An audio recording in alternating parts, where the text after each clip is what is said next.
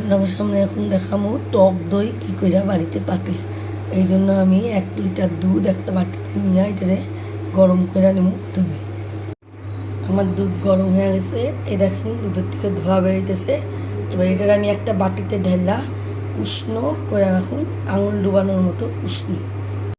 এই দেখেন বন্ধুরা, আঙুল ডোবানোর মতো উষ্ণ গরম হয়ে গেছে দুধটা। এবার আমার কালকে পাইতে রাখছিলাম দই, সেই দইয়ের থেকে একটু সাদা পিল্লা নিচ্ছি।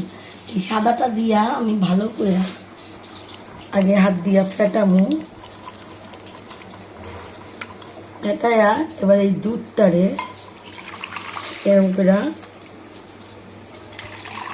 সাফল করে নিই।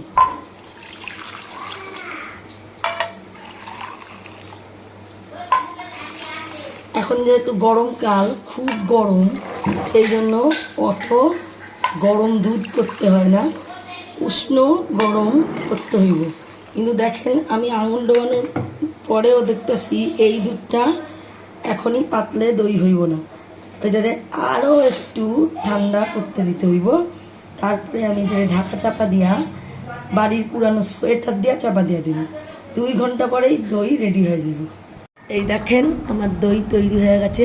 2-3 ঘন্টা বাদে বলছিলাম মাইকার দই তৈরি হয়ে যাব। এই দেখেন দই তৈরি হয়ে গেছে। কিন্তু এটা গ্রীষ্মকালেই ঠিক আছে, শীতকালে কিন্তু আবার অনেকক্ষণ রাখতে হইব।